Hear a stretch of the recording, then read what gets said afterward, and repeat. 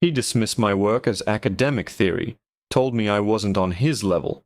Hours later, his entire empire was paralyzed by a ghost I knew all too well, and I was the only one who could lay it to rest. The air in Declan Thorne's office was worth more than my car. It was filtered, chilled to a precise 68 degrees, and smelled faintly of expensive leather and ambition. From the 34th floor, the city sprawled out below us, a collection of toys he could probably buy and sell. I sat opposite him, my portfolio, the one I'd spent weeks perfecting lying closed on his vast mahogany desk. He hadn't opened it. He'd just glanced at my resume, his finger tapping a perfectly manicured nail against the single sheet of paper. "Impressive credentials, Olivia," he said, the word impressive sounding like an insult. "Top of your class, a few noteworthy projects, a lot of theory." He leaned back in his chair, a predator assessing its prey. His suit was a shade of charcoal I'd only ever seen in magazines, and his watch probably cost more than my student loans. But this isn't a university. This is Thorne Security. We're the apex predators of the digital world. We don't just react to threats, we hunt them. I kept my back straight, my hands clasped in my lap. I'd prepared for this. I knew he was a shark. "I understand that, Mr. Thorne. My dissertation, for example, wasn't just theoretical. I did a deep dive into the encryption methods of the Nix ransomware group. I built a functional decryption model based on their—" He held up a hand, silencing me. A small, smug smile played on his lips. "Nix. Yes, I saw that. Very academic. A fringe group that hit a few small-time servers 3 years ago. Cute. We deal with state-sponsored attacks, with corporate espionage on a global scale. We're playing chess while you're writing papers on checkers." Every word was a calculated jab, designed to put me off balance. I could feel the heat rising in my cheeks, but I refused to let him see it. "With all due respect, sir, the architecture Nix used was revolutionary. It was a proof of concept for a new kind of polymorphic attack vector that I believe is going to be the next big—" "You believe," he interrupted again, leaning forward and finally pushing my resume away as if it were contaminated.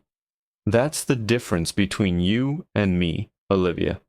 I don't believe. I know. I have 2 decades of experience in the field. I've built security systems for governments. My team consists of the best, most ruthless analysts in the world. We don't have time for academic theories or pet projects." He stood up, signaling the interview was over. My heart sank. I'd been in there for less than 10 minutes. This was supposed to be my dream job, the head of the new threat analysis division. I was more than qualified. I knew I was, but he hadn't even given me a chance to prove it. He walked me to the door of his glass-walled office, his hand hovering over the handle. He looked down at me, and for the first time there was no filter on his condescension. It was pure, undiluted arrogance. "Look, you're clearly competent for a certain tier. You'll make a fine analyst at a mid-level company someday. But we're operating on a different plane here. The air is a little thin for most people." He gave me a final, dismissive once-over. "You're just not on my level." The words hit me like a physical blow. I managed a tight professional nod, thanked him for his time, and walked out of that office with as much dignity as I could muster. The walk of shame through the sleek, silent bullpen, past the faces of the people who were on his level, was excruciating. That night, I was drowning my sorrows in cheap pizza and a mindless action movie. My phone buzzed constantly with texts from friends and family. "How did it go?" "Did you get it?" I ignored them all, stewing in my humiliation. Not on his level. The phrase echoed in my head, a bitter mantra. I knew my work on Nix was groundbreaking. He was a fool for dismissing it. A dinosaur who only saw what was right in front of his face. The anger was a hot coal in my stomach. It was just after 11 p.m. when my phone started vibrating, not with a text, but a call. An unknown number. I almost declined it, assuming it was a spam call, but something made me swipe to answer. I put it to my ear, ready to hang up. "Hello?" I said, my voice thick with annoyance and pizza grease. For a second, there was only static and ragged, panicked breathing on the other end. Then a voice I barely recognized, stripped of all its condescending polish, cracked through the line. "Olivia? Olivia Sterling?" Before I could answer, a notification banner exploded across the top of my phone's screen. It was from a major tech news outlet. The headline made the air freeze in my lungs. Catastrophic ransomware attack paralyzes Thorn's security. Entire global network held hostage. On the screen, a symbol started to burn itself into the news banner, a logo I knew better than my own reflection. It was a stylized, glitching owl with glowing, empty eyes. The calling card of the Knicks group. "Olivia, please," the voice on the phone begged, and I finally placed it. The arrogance was gone, replaced by the raw, ragged sound of pure panic. It was Declan Thorne. "You have to help me. They took everything. We're locked out of everything." The universe, it seemed, had a flair for dramatic irony. I took a slow, deliberate bite of my lukewarm pizza, the cheap pepperoni a victory feast on my tongue. I let Declan Thorne's panicked breaths fill the silence, a symphony of desperation composed just for me. For a solid 10 seconds I said nothing. I wanted him to stew in it. I wanted him to picture me on the other end of the line, probably in my pajamas, holding the fate of his billion-dollar empire in my hand. The attack vector," he stammered, his voice cracking. "It's polymorphic. It rewrites itself every time our systems try to isolate it. It's exactly what you described in your dissertation, your academic theory." He said the word academic like it was a prayer now. "My team, my best guys, they're children throwing stones at a ghost. They can't even find it, let alone stop it." I swallowed my pizza. "A ghost you were warned was coming," I said, my voice as cold and measured as his had been in his office. "But I suppose you couldn't see it from the different plane you operate on. The air must be too thin up there." There was a sharp intake of breath on his end. I could almost hear his teeth grinding. The humiliation must have been choking him. "Yes, all right, you were right. I was a condescending, arrogant fool. I admit it. Are you happy?" "Not yet," I said simply. "Why are you calling me Mr. Thorne? I thought I wasn't on your level." "Because you are. You're the only one who might be," he practically yelled, the last vestiges of his composure shattering. "You didn't just write about them. You dissected them. You understood them. I need that understanding. Name your price, Olivia.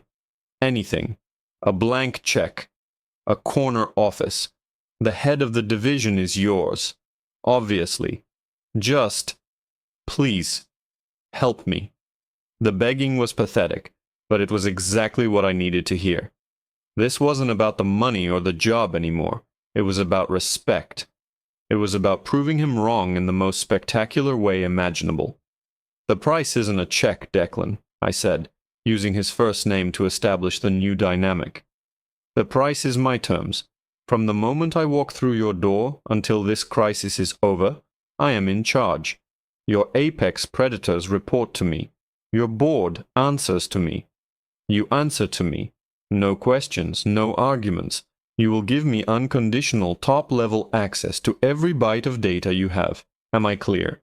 The silence that followed was heavy with the weight of a king surrendering his crown.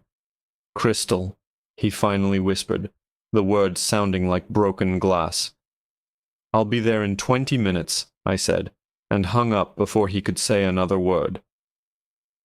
20 minutes later, I walked back through the glass doors of Thorne's security.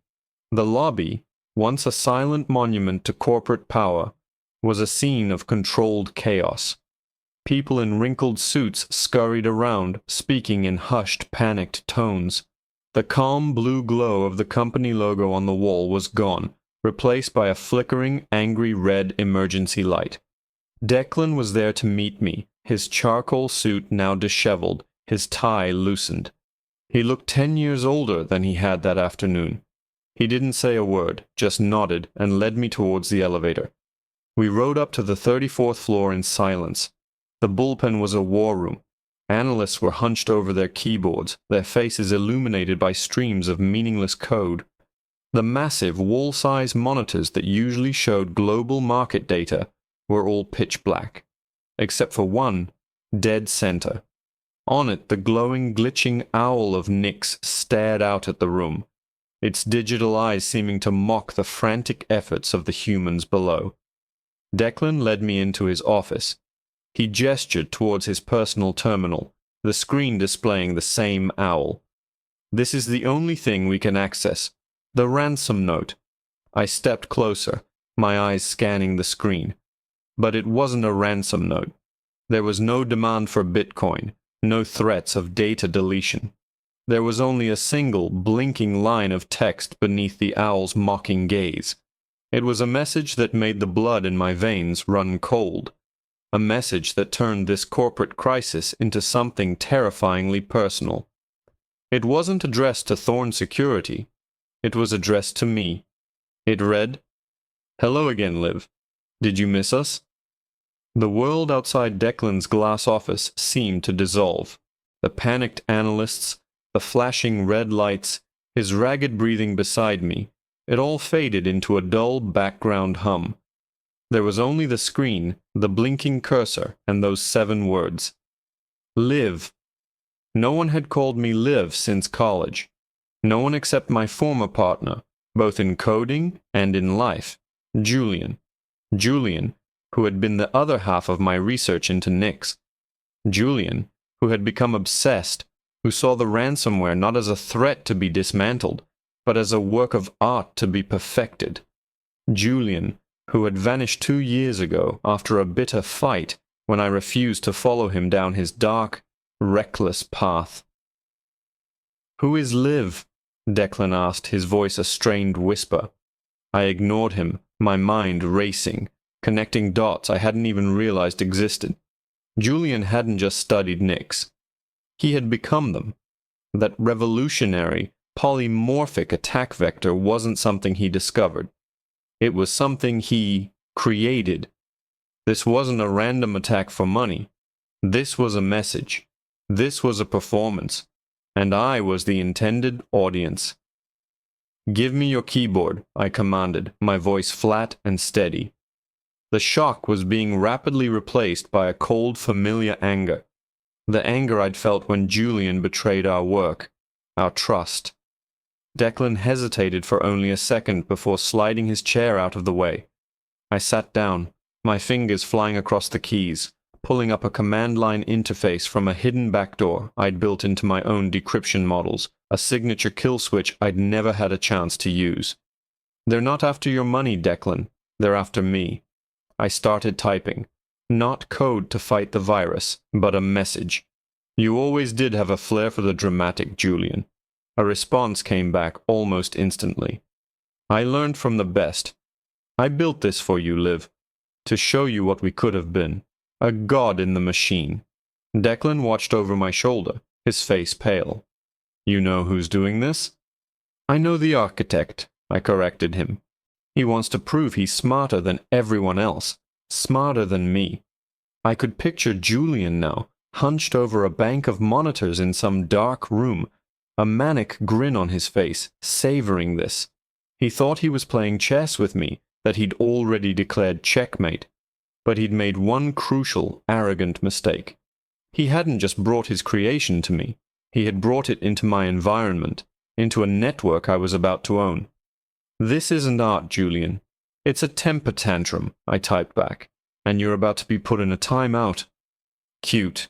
You can't stop it. It's perfect. It learns. It adapts. It's alive." "Everything that lives has a weakness," I sent. My fingers began to move in a blur, no longer typing words, but executing a plan I had designed years ago for this exact nightmare scenario. Julian's code was brilliant. A self-rewriting serpent. You couldn't kill the head, because it would just grow another. But the serpent had to eat. It had to pull data from the system to learn and mutate, and I knew its diet. I need you to shut down external access to servers 7 through 12, I barked at Declan, not looking away from the screen. Now!